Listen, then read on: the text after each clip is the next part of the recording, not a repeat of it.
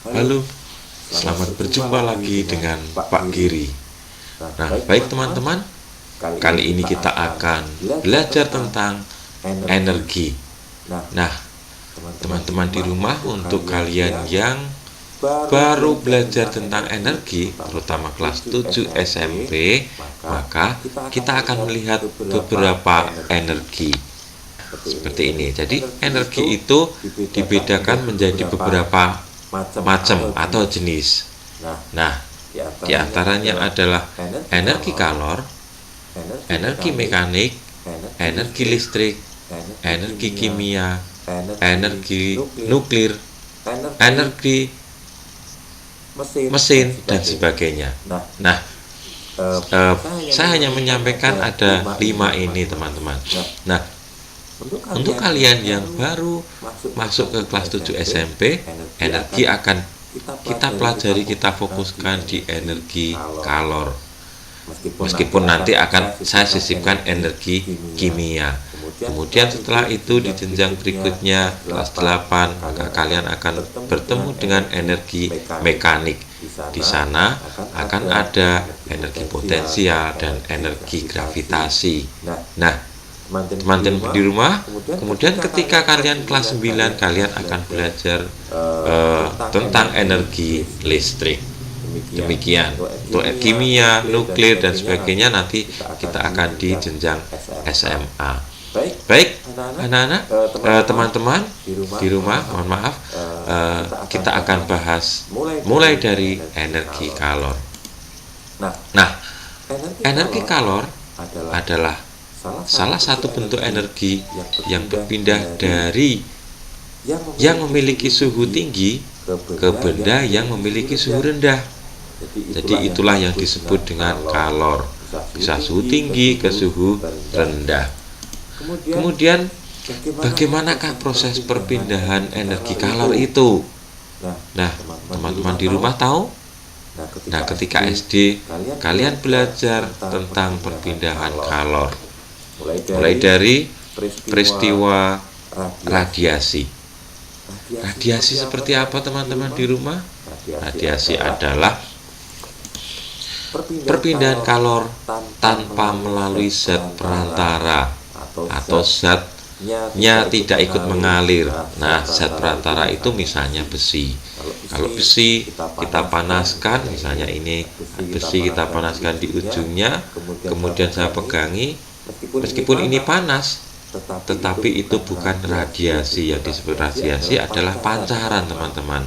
Maka Pak Kim menjelaskan di sana ada pancaran. Misalnya matahari menyinari bumi, tidak perlu zat perantara, tidak perlu kabel, tidak perlu besi untuk sampai ke bumi. Nah, itulah yang disebut dengan perpindahan kalor secara radiasi. Nah, radiasi pun memiliki lambang sendiri, teman-teman ya. Di rumah kalau kalian pergi ke tempat yang ada tandanya kuning seperti di sini. Nah, kalian di sana berarti di tempat tersebut akan ada radiasi. Radiasi entah itu radiasi nuklir, alfa, beta, gamma, dan sebagainya. Maka kalau ada lambang seperti ini, teman-teman sebaiknya menghindar atau menjauh, seperti itu. Untuk selanjutnya adalah perpindahan kalor secara konduksi. Konduksi itu yang bagaimana, teman-teman? Perpindahannya adalah melalui zat atau zat perantara yang tetap, tetapi zatnya tidak ikut mengalir. Nah, seperti itu misalnya seperti ini. Besi di gambar ini dipanasi, atau logam di gambar itu dipanaskan. Logam belum tentu besi ya, teman-teman. Logam dipanaskan menggunakan lilin. Nah, ketika ujungnya dipanaskan, maka tangan yang di dekatnya itu akan merasa lebih hangat atau semakin panas. Nah, itulah yang dinamakan perpindahan kalor secara konduksi. Jadi dia panasnya berpindah tetapi zatnya tidak berpindah. Kalau dipanaskan di sini masa besinya ikut berpindah seperti ini? Enggak, yang dimaksud bukan seperti itu, tapi panasnya saja yang mengalir ke tangan kita. Kita akan berlanjut pada perpindahan kalor secara konveksi. Perpindahan kalor secara konveksi itu bagaimana teman-teman? Perpindahan kalor yang disertai dengan zat alirannya atau aliran zatnya ikut mengalir. Seperti apa peristiwa konveksi itu? Misalnya kalian di rumah punya gelas bening, kemudian kita punya lilin, gelas itu kita panasi di pinggir, maka di sini air yang di dalam akan berputar. Nah, perputaran air itulah yang dinamakan konveksi. Kenapa kok bisa berputar? Karena perbedaan suhu ini teman-teman ya, perbedaan suhu. Selanjutnya, contoh yang lain adalah peristiwa angin darat. Angin darat, masih ingat? Angin darat adalah peristiwa mengalir dari darat ke lautnya suatu udara, sehingga terjadi angin darat karena perbedaan suhu ini teman-teman di rumah. Nah, untuk selanjutnya adalah angin laut tentu saja.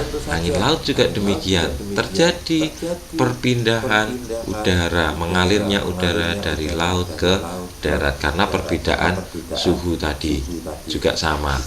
Nah, selain itu teman-teman, misalnya kalian di rumah menggunakan AC atau menggunakan kipas angin, itu juga termasuk perpindahan kalor secara konveksi. Jadi ada aliran udaranya, partikel-partikel udaranya ikut mengalir seperti itu.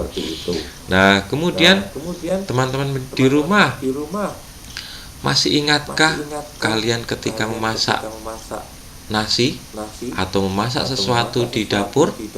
Yang di rumah pasti tahu ya. Manakah peristiwa berikut yang termasuk radiasi, yang termasuk konveksi, yang termasuk konduksi? Tebak coba. Kita lihat ya. Yang A termasuk konveksi, benar kalian di rumah. Kenapa uap air disebut konveksi? Karena uap airnya mengalir ke atas. Jadi uapnya ikut mengalir, itu namanya konveksi, terjadi perpindahan panas. Selanjutnya untuk yang B apa? Coba, konduksi.